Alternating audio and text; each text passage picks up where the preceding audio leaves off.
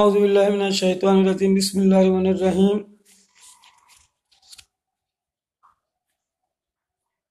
ইয়্যাকা না'বুদু ওয়া ইয়্যাকা নাস্তাঈন ইহদিনাস সিরাতাল মুস্তাকিম সিরাতাল লাযীনা আন'আমতা আলাইহিম গায়রিল মাগদুবি আলাইহিম ওয়ালাদ-দাল্লিন আমিন।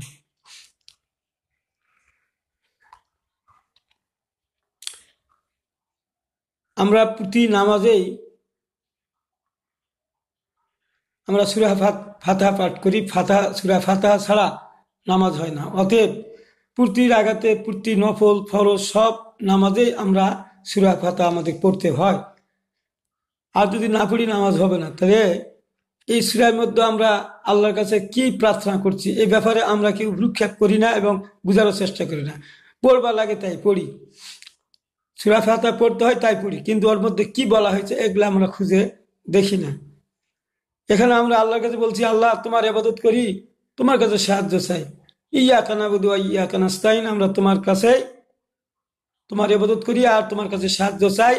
ইহদিনাস সিরাতাল মুস্তাকিম, আমাদেরকে সঠিক সরল পথ দেখিয়ে দাও। যখন আমরা এই দোয়া প্রতি 5 ওয়াক্ত নামাজে পড়তেছি, নফল সুন্নত নামাজে পড়তেছি যে আমাদেরকে শরীর সরল এবং সঠিক সোজা পথ দেখাও, তাহলে আল্লাহ কি আমাদেরকে সোজা পথ দেখাবেন না? সোজা পথ দেখাবেন। তাহলে আল্লাহর সোজা পথটা কি? আল্লাহ বলছেন, কুল ইন কুনতুম তুহিব্বুনাল্লাহ ফাত্তাবিউনি ইউহবিবকুমুল্লাহ ইয়াগফির লাকুম যুনুবাকুম আল্লাহু গফুরুর রহিম। হে নবী বলে দাও তোমার উম্মতদেরকে, তারা যদি আমাকে ভালোবাসে আর তাহলে যেন তারা তোমার কর্মকাণ্ডের অনুসরণ করে আনুগত্য করে, তাহলে আমি আল্লাহ তাদের ভালোবাসবো, গুনাহ খাতাগুলো মাফ করে দিব। তাহলে এই আয়াত থেকে আল্লাহ আমাদেরকে পথ দেখালেন। কি পথ দেখিয়ে দিলেন? আমরা সঠিক সরল পথ চাচ্ছি, আমাদের পথ দেখালেন যে রসুলের কাজকর্ম করলে আল্লাহ আমাদের ভালোবাসবে, গুনাহ খাতাগুলো মাফ করে দিবে। তাহলে এখন আমরা কি মাথার ঢোকে না, আমাদের চিন্তা চেতনা আসে না যে রসুল কি কি কাজ করেছে, এই কাজগুলো আমাদের খুঁজে খুঁজে বের করে তা অনুসরণ করে চলা? এখন তো রসুল নাই। আমরা তো ওই রসুল বলছে, তারাকতু ফিকুম আমরাইনি তাদিল্লু মা তামাসসাকতুম বিহিমা কিতাবুল্লাহি সুন্নাতি রাসূলিহি, আমি তোমাদের মাঝে দুটো জিনিস রেখে যাচ্ছি, এই দুটো জিনিস যারা শক্ত মজবুত ভাবে মেনে চলবে তারা কখনো পথভ্রষ্ট হবে না, গোমরা হবে না। সেই দুটো জিনিস হলো কি? কিতাবুল্লাহ ওয়া সুন্নাতি রাসূলিহি, আল্লাহর কিতাব এবং রসুলের সুন্নাত, যেটা হাদিস আকারে আমাদের সামনে এসেছে। আর যখন ওই সময় ছিল রসুলের সময়, তারা সরাসরি রসুলকে অনুসরণ করেছে, ওই সমস্ত সাহাবীরা, তাদেরকে সাহাবী বলা হয়। যেহেতু এখন সাহাবীরাও নাই, রসুলও নাই, তাহলে আমাদেরকে ওই দুটো জিনিস থেকে আমাদেরকে সঠিক সরল পথ দেখে নিতে হবে। এইটাই হলো আসল কথা। এই কথাটাই আমরা ভুলে যাই। কিয়ামতের ময়দানে যদি আল্লাহ প্রশ্ন করেন যে তোমরা যে সঠিক সরল পথ চাইছিলে, আমি তোমাদেরকে সঠিক সরল পথ দেখিয়েছিলাম এবং সে পথটা ছিল রসুল সাহাবীদের পথ, আর তোমরা বলেছিলে সিরাতাল লাযীনা আন'আমতা আলাইহিম গায়রিল মাগদুবি আলাইহিম ওয়ালাদ-দাল্লিন আমিন, তোমরা বলেছিলে যে ওই সমস্ত লোকের পথে আমাদেরকে পরিচালিত করো আল্লাহ, যাদেরকে তুমি নিয়ামত দান করেছো, রহমত বর্ষণ করেছো, সেই সমস্ত লোকের পথে আমাদেরকে পরিচালিত করো। তো সেই সমস্ত লোকের পথটা হলো সাহাবী এবং রসুলের পথ। সেই পথটাই হলো রহমতের পথ, সেই পথটাই হলো আল্লাহর নবী, আমার নবী এবং রসুল সাহাবীগণ যে নীতি আদর্শের করে চলেছে, এটাই হলো নিয়ামত প্রাপ্ত দল। এই পথটাই হলো সঠিক পথ, এটাই হলো শ্রেষ্ঠ উম্মতের পথ। তাহলে আমাদেরকে রসুলের জীবনী, সাহাবাদের জীবনে আমাদেরকে পড়ে দেখতে হবে না? যদি না পড়ি তাহলে আমরা তো পথভ্রষ্ট হয়ে যাব। কারণ আল্লাহ নিজেই বললেন যে তাদের পথ অনুসরণ করলে তোমরা সঠিক পথ পাবে। আর আমরা আবার আল্লাহর কাছে বললাম যে আল্লাহ আমাদেরকে ওই সমস্ত লোকের পথে পরিচালিত করো না যারা পথভ্রষ্ট গোমরা হয়েছে। যারা পথভ্রষ্ট গোমরা হয়েছে তাদের পথটা কি? ওই সময় তদানীন্তন সময়, রসুলের সময়, সাহাবীদের সময় যে সমস্ত লোকেরা রসুল এবং সাহাবীদের হুকুম হাকাম মেনে চলে নাই, বরং বিপরীত মুখে চলেছে, তারাই মুনাফিক হয়ে চলে গেছে।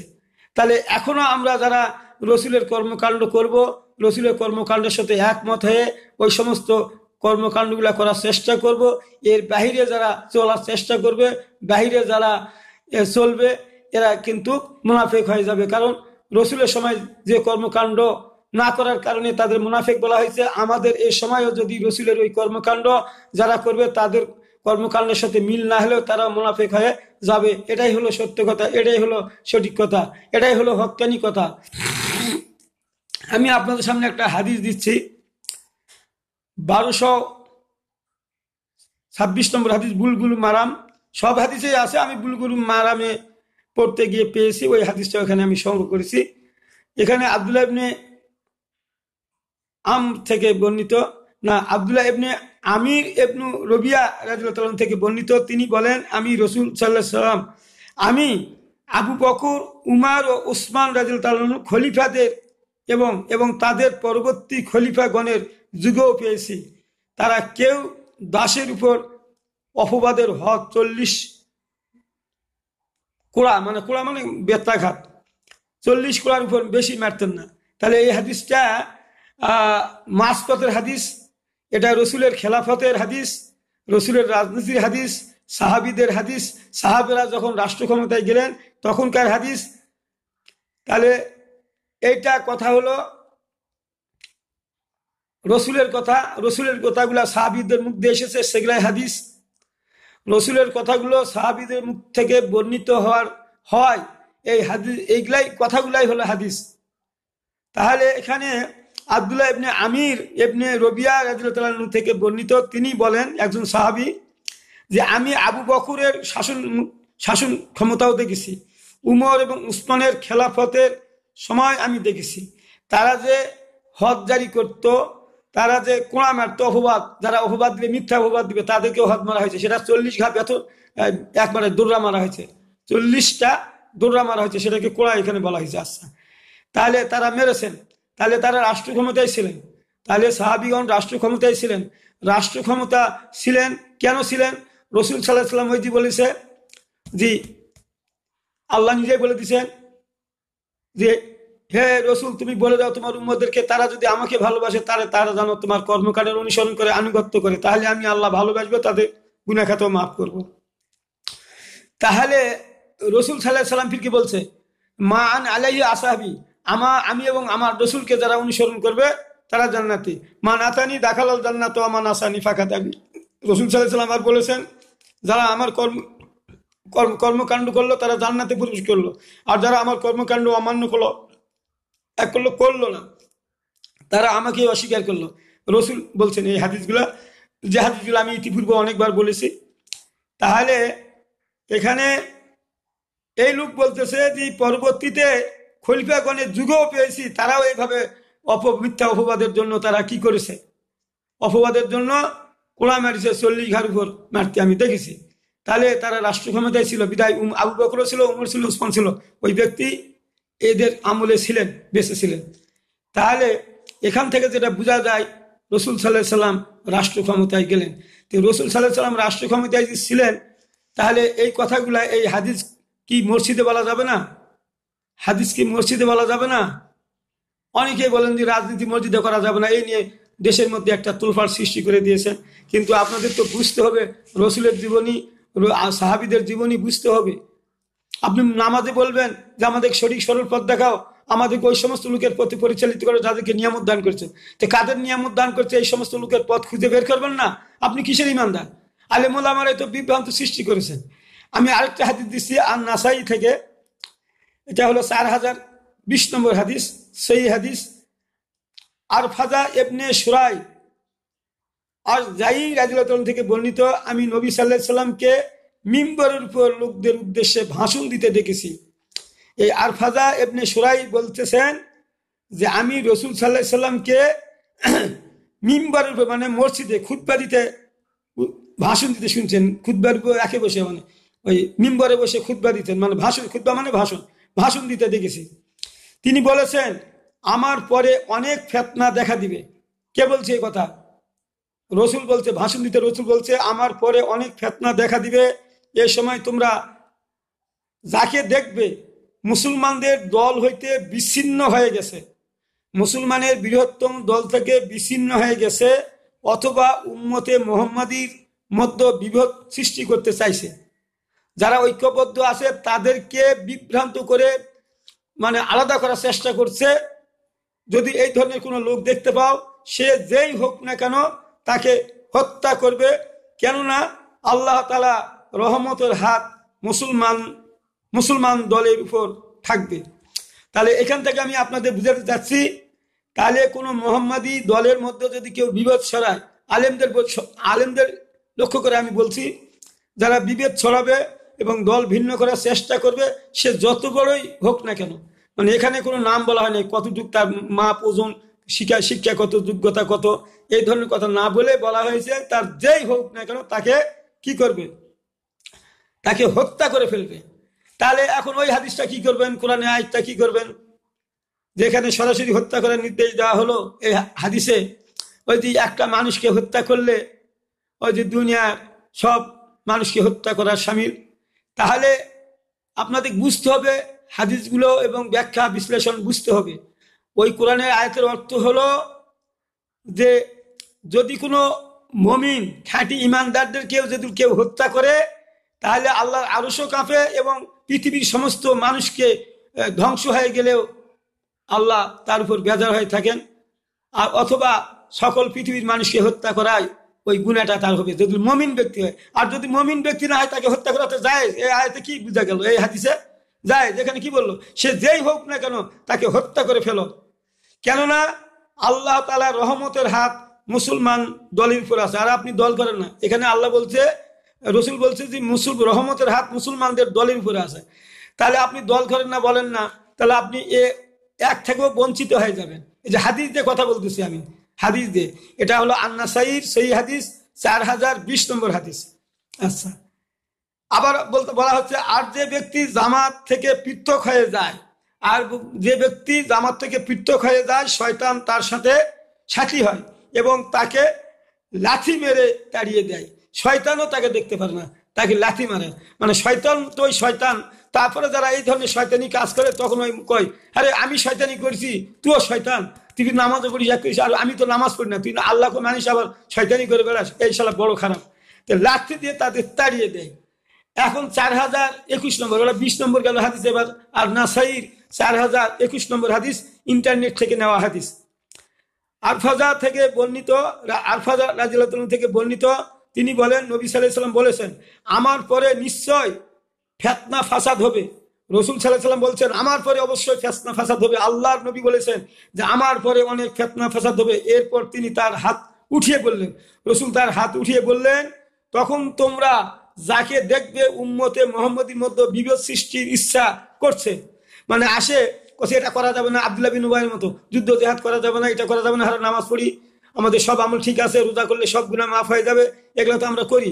এই দিন ভিতরে ফিতনা ঢুকাই দিয়ে কি করবে, বিভেদ সৃষ্টি করার চেষ্টা করবে। অথচ তারা একতাবদ্ধ আছে, আর ওই লোকগুলা একতাবদ্ধ আছে, অথচ তাদেরকে এই কুমন্ত্রণা দেওয়া হচ্ছে। তখন তোমরা তাকে হত্যা করে ফেলবে। দেখছেন এখানে আবার কি বলছে, তাকে তখন তোমরা হত্যা করে ফেলবে। সে যেই হোক না কেন, সে যেই হোক না কেন, সে আলেম হোক, আলেম নয়, সাধারণ মানুষ, যে হোক, তাকে হত্যা করে ফেলো। তাহলে হত্যা করা যায় যখন কেউ আল্লাহ এবং রসুলের হুকুমের বাইরে কোনো কাজ করে মুরতাদ হয়, তাকে হত্যা করা যায়। ইসলামে মুরতাদ হয়ে গেছে, তাকে যায়, এই তো মুরতাদি হয়ে গেছে, ওই তো কিছু মানে না, এটাও মুরতাদ, মুনাফিক।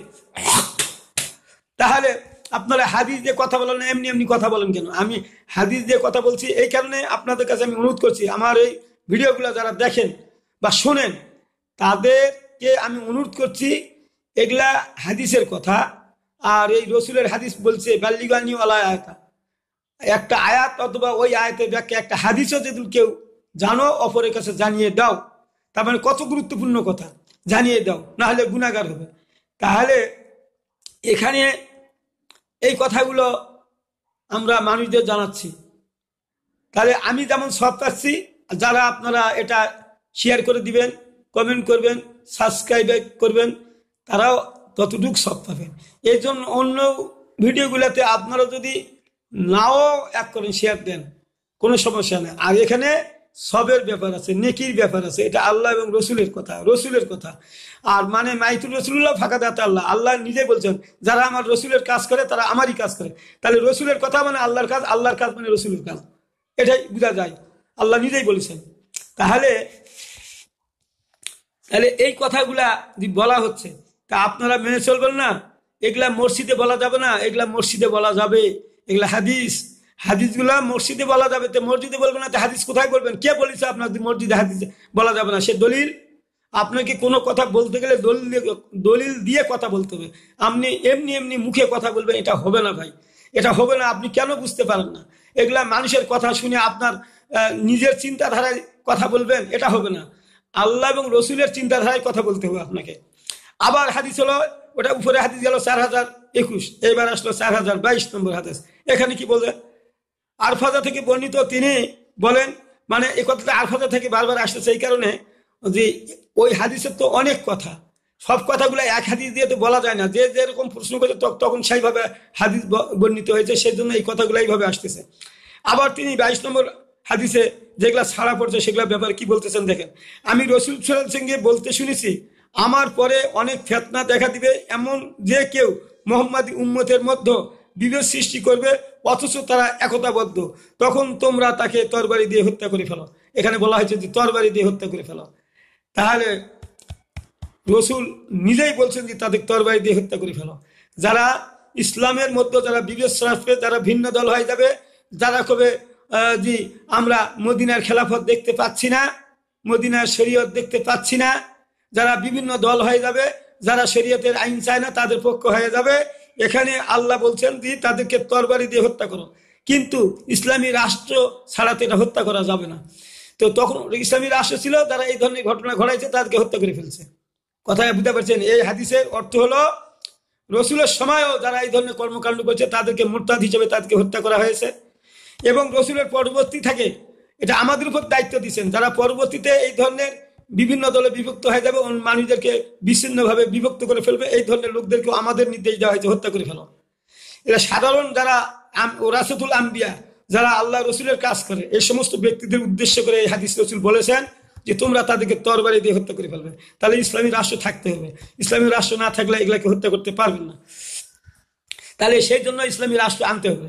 আপনার বলেন যে রাষ্ট্র ক্ষমতায় যেতে চান কেন? এমনি এমনি আসবে, এগুলো এমনি এমনি আসে নাই। রসুল সাল্লাল্লাহু আলাইহি ওয়াসাল্লাম এমনি এমনি আসে নাই। এই রসুল সাল্লাল্লাহু আলাইহি ওয়াসাল্লামকে কষ্ট করতে হয়েছে, জিহাদ যুদ্ধ করতে হয়েছে, অনেক সাহাবীদের জীবন দিতে হয়েছে, তারপরে একটা ইসলামী রাষ্ট্র পাওয়া গেছে। এইবার 23 নম্বর হাদিস, 23 নম্বর হাদিস আন-নাসাই, ওসামা ইবনে, এই থেকে হাদিসটা পৃথক হয়ে গেল। এবার কিন্তু আর ওই আরফাজা নেই, এখানে ওসামা ইবনে শরীক রাদিয়াল্লাহু তাআলা থেকে বর্ণিত, তিনি বলেন রসুল সাল্লাল্লাহু আলাইহি ওয়াসাল্লাম বলেছেন, যে ব্যক্তি আমার উম্মতের মধ্যে বিভেদ সৃষ্টির তৎপরতা চালাবে তার গর্দান উড়িয়ে দাও। এখানে বলা হয়েছে ওসামা বলতেছে তার গর্দান উড়িয়ে দেওয়ার জন্য রসুল বলছে। তাহলে আয়াত নম্বর হলো সূরা মায়দা 33, আয়াত নম্বর সূরা মায়দা 33 নম্বর, এটা কেসাসের হাদিস। এটা কেসাস হলো 33 নম্বর আয়াত হলো কেসাস, 7ম হিজরিতে এই আয়াত নাজেল হয়। সূরা মায়দা 7ম হিজরিতে নাজেল হয় এবং পরবর্তীতে আরো অনেক সময় অনেক আয়াত নাযিল হয়েছে। এবার আন-নাসাইর এবার হাদিস নম্বর দেয়া হলো 3085 নম্বর হাদিস। সেই হাদিস ইবনে আব্বাস থেকে বর্ণিত, তিনি বলেন যখন রাসূল সাল্লাল্লাহু আলাইহি ওয়াসাল্লামকে মক্কা থেকে বহিষ্কার করা হলো, তখন আবু বকর রাদিয়াল্লাহু আনহু বললেন, তারা তাদের নবীদেরকে বের করে দিল, ইন্না লিল্লাহি ওয়া ইন্না ইলাইহি রাজিউন, তারা নিশ্চয় ধ্বংস হবে। তখন নাজিল হলো এই আয়াত। কি আয়াত নাজিল হলো? যুদ্ধের অনুমতি দেওয়া হলো তাদেরকে যারা আক্রান্ত হয়েছে, কারণ তাদের উপর অত্যাচার করা হয়েছে, নিশ্চয় আল্লাহ তাদের সাহায্য করতে সক্ষম। সূরা হজের 39 নম্বর 1। তাহলে অনুমতি দেওয়া হলো হিজরতের পরে যুদ্ধ জিহাদ করার জন্য। তাই আপনারা যারা বলেন যে আল্লাহ তো কোথায় যুদ্ধ জিহাদ করে নাই, রাষ্ট্র ক্ষমতা দিতে দেয় নাই, মক্কাতে কিছুই করে নাই, মক্কাতে কিছুই নাজিল হয় নাই, শুধু সত্য কথা বলবে, আমানতের খেয়ানত করবে না, পারলে দান করবে, এইটুকুই ব্যক্তিগত এক সমাজ সংস্কারের ওখানে কোনো দায়িত্ব রসুলের উপর আল্লাহ দেন নাই, আর রসুলও করতে পারেন নাই, বিধায় হিজরতের পরে এই হলো। তাহলে আপনাদের বুঝতে হবে আন-নাসাই 3085 নম্বর হাদিস, ইন্টারনেট থেকে নেওয়া, ভালো করে মনে করবেন, লিখে নেন, যারা শুনছেন ভিডিও লিখে রাখেন, পরে বাড়ি বসে ইন্টারনেট টানে হাদিসগুলো আপনারা মুখস্থ করতে পারবেন। আচ্ছা, এইবার হলো কি আন-নাসাইর নম্বর হাদিস, 3086 নম্বর হাদিস। ইবনে আব্বাস থেকে বর্ণিত, আব্দুর রহমান ইবনে আওফ তার কয়েকজন বন্ধু সহ মক্কায় রসুল সাল্লাল্লাহু আলাইহি সাল্লামের খেদমতে উপস্থিত হয়ে আরজ করলেন, ইয়া রাসূলুল্লাহ সাল্লাল্লাহু আলাইহি সাল্লাম, আমরা মুশরিক অবস্থায় সম্মানিত ছিলাম। দেখেন এটা কখন, এই হাদিসটা কখন? মক্কাতেই ছিল রসুল তখন। তাহলে ইবনে আব্বাস থেকে হাদিসটি বর্ণিত, আব্দুর রহমান ইবনে আওফ রাদিয়াল্লাহু তাআলা আনহু তার কয়েকজন বন্ধু সহ মক্কায় রসুল সাল্লাল্লাহু আলাইহি সাল্লামের খেদমতে উপস্থিত হয়ে আরজ করলেন, ইয়া রাসূলুল্লাহ, আমরা যখন মুশরিক ছিলাম তখন মানুষ আমাদের সম্মান করত, এখন যখন আমরা ঈমান এনেছি অসম্মানিত হয়ে পড়লাম। রসুল সাল্লাল্লাহু আলাইহি সাল্লাম বললেন, আমাকে ক্ষমা করার আদেশ দেওয়া হয়েছে। তার মানে এখানে যেটা বলা হচ্ছে সেটা হলো যে মক্কায় আব্বাস থেকে বর্ণিত, আর মক্কায় আব্দুর রহমান ইবনে আওফ কয়েকজন বন্ধু সহ রসুলের কাছে গিয়ে যায়, বললেন যে আল্লাহর নবী, আমরা যখন মুশরিক ছিলাম তখন আমরা সম্মানিত ছিলাম, আমাদের মানুষ সম্মান করত, আমাদেরকে মানুষ দাম দিত, কিন্তু যখন ঈমান আনলাম তখন আমরা হয়ে গেলাম একবারে নিকৃষ্ট হয়ে গেলাম, আমাদের কেউ আর ভালোবাসে না। তাদের কাছে আমরা নিকৃষ্ট হলাম, কিন্তু আল্লাহর কাছে তো আমরা ভালো হলাম, কিন্তু তারা আমাদের দাম দেয় না, আমাদের কথা শোনে না। তাহলে আমরা কি যুদ্ধ জিহাদ করব না? মানে ওই আগের যে একটা না, ওই একটা, সেটার এখানে ব্যাখ্যা দেওয়া হলো যে তাহলে কি আমরা যুদ্ধ জিহাদ করব না? আল্লাহ নবী বলছেন যে আমাকে ক্ষমা করার আদেশ দেওয়া হয়েছে।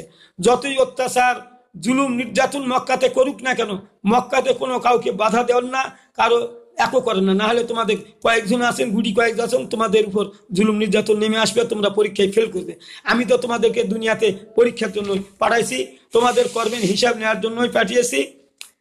আচ্ছা, অতএব তোমরা যুদ্ধ করবে না। দেখেন এই যে কথাটা পরে আসলো, এই যে বলা হচ্ছে যে তোমরা যুদ্ধ করবে না।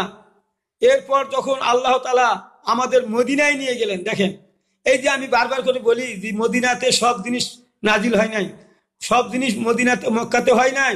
সমস্ত শরীয়তের বিধিবিধানগুলো, আইন কানুনগুলো মদিনায় হিজরতের পরে রসুল সাল্লাল্লাহু আলাইহি সাল্লামের উপর ধীরে ধীরে ধীরে ধীরে শক্ত আইনগুলো এসেছে। সপ্তম হিজরিতে সব যত রকমের ফৌজদারি দণ্ডবিধি, কেসাস, মানে যত রকমের খুনাখুনির বিচার ফায়সালা সব সপ্তম হিজরিতে নাজিল হয়। তখন আমাকে জিহাদের নির্দেশ দিলেন। এই দেখেন, যখন মদিনাতে গেলেন তখন জিহাদের হুকুম দেওয়া হলো। তখন আল্লাহ তাআলা আয়াত নাজিল করলেন, আপনি কি তাদের প্রতি লক্ষ্য করো না যাদেরকে বলা হয়েছিল তোমরা তোমাদের হস্ত সম্বরণ করো, সালাত কায়েম করো। এই হাদিসটা চতুর্থ হিজরির হাদিস, আয়াত ৭৭ নম্বর, আলাম তারা ইলাল্লাযিনা কিলা লাহুম কুফু আইদিয়াকুম আকিমুস সালাতা ওয়াতুজ যাকাতা ফালাম্মা কুতিবা আলাইহিমুল কিতালু ইযা ফারিকুম মিনহুম ইয়াখশাউনা নাসা কা খাশিয়াতিল্লাহ আশাদ্দু খাশিয়াতা কালু রাব্বানা লিমা কাতাবতা আলাইনাল কিতাব লাউলা আকারতানা ইলা আজালিন কারীম। হে রাসূল, তুমি কি তাদেরকে দেখো নাই যাদেরকে কিতাব দেওয়া হয়েছিল, তাদেরকে বলা হয়েছিল তোমরা হস্ত সম্বরণ করো, তোমরা অসঙ্গতি কোনো কাজ করবে না, তখন তারা মেনে নিল। আর বলা হলো যে তোমাদের উপর যখন জিহাদের বিধান দেওয়া হলো তখন তোমরা ভয় করতেছিলে, যেমন মানুষকে ভয় করার মতো তার থেকেও বেশি, আল্লাহকে ভয় করার মতো তার থেকেও বেশি মানুষদেরকে ভয় করতে লাগলো। আল্লাহ তাকে ভয় তার থেকেও বেশি মনে করলো, না হলে আল্লাহর হুকুম বাদ দিয়ে তারা যুদ্ধ জিহাদ করতে চাইল না। কালু রাব্বানা লিমা কাতাবতা আলাইনাল কিতাব, হে আমাদের রব, কেন আমাদের উপর যুদ্ধের বিধান চাপিয়ে দিলে? দেখছেন, কেন আমাদের উপর যুদ্ধের বিধান চাপিয়ে দিলে? সাহাবীরা বলছে। আর আল্লাহ বলছে যে তোমাদের উপর জুলুম করা হবে না, আর দুনিয়ার জীবনটা সামান্য, তোমাদের উপর জুলুম করা হবে না, আর তোমরা যাও আর না যাও একই কথা, তোমরা যাও আর না যাও কোনো সমস্যা নাই, আল্লাহর নবীকে আমি আগেও রক্ষা করেছি, এখনো রক্ষা করব। অতএব এখানে যেটা বলা হচ্ছে যে মানুষ যুদ্ধ জিহাদ রসুলের সময় করতে চায়নি, যারা যায় নাই তারা মুনাফিক হয়ে গেছে, যারা গিয়েছিল তারা হক্কানি দল, শ্রেষ্ঠ উম্মত হয়েছে। যারা যুদ্ধ জেহাদে গেছে তারা শ্রেষ্ঠ উম্মত হয়েছে, যারা যুদ্ধ জেহাদে যায় নাই তারা শ্রেষ্ঠ উম্মত থেকে নাম কাটা গেছে। আর আপনারা যুদ্ধ জেহাদ না করেই নিজেকে শ্রেষ্ঠ উম্মত বলে দাবি করেন, এই তো আমরা নামাজের দাওয়াত দিছি, এই তো আমরা শ্রেষ্ঠ উম্মত। ওখানে কি বলা হয়েছে? নামাজের কথা বলা হয়েছে? ওখানে কি বলা হয়েছে? হ্যাঁ, কুনতুম খায়রা উম্মাতিন উখরিজাত লিন-নাসি তা'মুরুনা বিল মারুফ ওয়া তানহাউনা আনিল মুনকার। তোমরা তাদের বিরুদ্ধে, তোমাদেরকে বাছাই করা হয়েছে, তোমাদেরকে শ্রেষ্ঠ জাতি হিসেবে বানানো হয়েছে। তোমরা কেন? যে তোমরা সৎ কাজে আদেশ দিবে আর অন্যায় অনাচার কাজ বাধা দিবে, বন্ধ করে দিবে। এই কারণে তা আপনি যে দাওয়াত দিলেন, ওই আয়াতের ব্যাখ্যা করে দিলেন, আল্লাহ তো কিয়ামতের ময়দানে চূড়ান্ত ভাবে ধরবে যে তোমরা ভালো কথা মানুষদের বললে কিন্তু অন্যায় অনাচার কাজে বাধা দিলে না। তাহলে হলো দুটার সমন্বয়ে এই হাদিস, দুটার সমন্বয়ে এই কথা। তাহলে কিছু মানবেন সহজগুলা আর কঠিনগুলা এড়িয়ে যাবেন। এইরকম হলে এরা হলো মুনাফিক, এদের শাস্তি বেশি জানার পরও। তাহলে আল্লাহ নিজেই বললেন, তাহলে এই কাজগুলা রসুল সাল্লাহ সাল্লাম করছেন, সাহাবিরা করছেন। আর আল্লাহ নিজেই বলে দিলেন, ওমা আতাকুমুর রসুল ফাখুজুহু, আমার রসুল যা দেয় তা তোমরা গ্রহণ করো। আল্লাহ নবী যুদ্ধ জেহাদ করলো, আমাদের দেখিয়ে দিল, নিজে করে গেল, করার জন্য নির্দেশ দিয়ে গেলেন, আল্লাহ নির্দেশ দিলেন, তবুও এই কাজগুলো আমরা করছি না। তারপরেও আমরা নিজেকে সত্যবাদী শ্রেষ্ঠ উম্মত বলে দাবি করছি। আল্লাহ কি বলছেন দেখছেন? ফাকাতিল ফি সাবিলিল্লাহ লা তুকাল্লাফু ইল্লা নাফসাকা ওয়া হারিজুল মুমিন। এটাও সূরা নিসার 84 নম্বর আয়াত। এখানে কি বলা হচ্ছে? যে হে রাসূল, তুমি অন্যায়ের বিরুদ্ধে আল্লাহর পথে লড়াই করো, কারণ তোমাকে এই ব্যাপারে দায়ী করা হবে। আর মুমিনদেরকে উদ্বুদ্ধ করো, তোমার সাহাবীদের উদ্বুদ্ধ করো জিহাদের জন্য। ওই সময়কার কথা। এখন যারা আমরা রসুল নাই, সাহাবীগণ নাই, এখন যারা ওয়ারাসাতুল আম্বিয়া যারা আছে, তারা যারা হুকুম আমাদের করছে, তারা জিহাদের ময়দানে আছে, আমাদের বলছে, উদ্বুদ্ধ করছে আমরা জিহাদের ময়দানে যেতে হবে, না গেলে আমরাও মুনাফিক হয়ে যাব। তাহলে আর আল্লাহ রসুল যা করছে আমাদের তাই করতে হবে। ওমা নাহাকুম আনহু ফান্তাহু, আর আল্লাহ রসুল যা থেকে নিষেধ করছে তা থেকে বিরত থাকতে হবে। তাহলে এখন আমরা কি এই কাজগুলো করছি? করছি না। তারপরে আমরা নিজেকে খাঁটি ইমানদার বলে বলে দাবি করছি, খাঁটি ইমানদার বলে আমরা দাবি করছি, শ্রেষ্ঠ উম্মত বলে দাবি করতেছি, এমনকি জিহাদ যুদ্ধকে অস্বীকার করতেছি। এগুলা করেন নাই রসুল, এগুলা সম্পর্কে আপনাদের নলেজই নাই, জানাই নাই।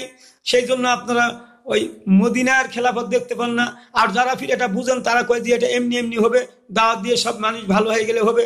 রসুল সাল্লাল্লাহু আলাইহি সাল্লামের থেকে বেশি বুঝে না। রসুল সাল্লাল্লাহু আলাইহি সাল্লাম দাওয়াত দিয়ে নিয়ে আসতে পারলো না, যুদ্ধ জেহাদ করতে হলো। আর এরা এমনি এমনি নিয়ে আসবে। আল্লাহ ওই জাতির অবস্থা পরিবর্তন করে না, যে জাতি নিজের অবস্থা নিজেই পরিবর্তন করেন না। আল্লাহ তোমাকে দাওয়াত দিয়ে পরিবর্তন করে দিবে না। এই চিন্তাধারার লোকগুলা আপনারা অবশ্যই এই চিন্তাধারা পরিহার করবেন, না হলে বিপদে পড়বেন। মানুষের ভুল ভ্রান্তি হয়, তওবা তাকিদ করে ফিরে আসেন, ফিরে আসেন, আল্লাহ ক্ষমা করবেন। কিন্তু আল্লাহর হুকুমের বাইরে একটা কথা বললেই মুনাফিক হয়ে যেতে হবে। আমি হাদিস থেকে বর্ণনা করলাম, আপনাদেরকে বোঝানোর চেষ্টা করলাম। আপনারা যারা বুঝেছেন মেনে চলার চেষ্টা করবেন, না হলে বিপদে পড়বেন ভাই, বিপদে পড়বেন। সাহাবীরা রসুলের সঙ্গে নামাজ আদা করার পরেও তারা বিপদে পড়ছে একটা হুকুম অমান্য করে। আপনি কত শত হুকুম অমান্য করে আপনি তবুও করছেন যে আমরা শ্রেষ্ঠ উম্মত। শ্রেষ্ঠ উম্মতের আশপাশেই যান নাই আর নিজেকে শ্রেষ্ঠ উম্মত বলে দাবি করেন।